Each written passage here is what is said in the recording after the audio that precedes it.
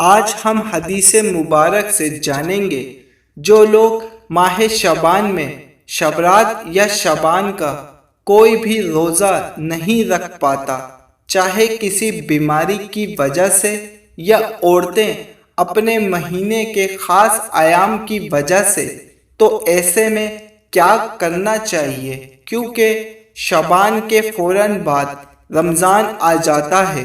Video complete دیکھیں گے تو آپ کی بہتر رہنمائی ہوگی۔ بسم اللہ الرحمن الرحیم۔ السلام علیکم۔ نبی کریم صلی اللہ علیہ وآلہ وسلم نے فرمایا، جب نصف شعبان یعنی 14-15 شعبان کی رات آئے تو اس رات کو قیام کرو اور دن کو روزہ رکھو۔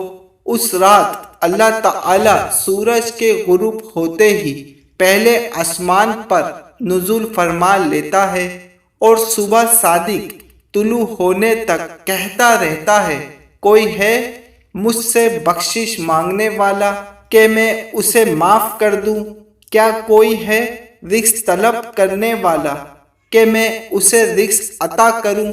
کیا کوئی کسی بیماری یا مصیبت میں مبتلا ہے کہ میں اسے عافیت عطا فرما دوں؟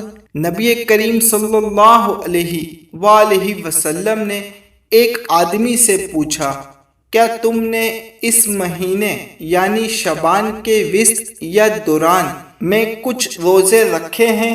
اس نے جواب دیا، نہیں۔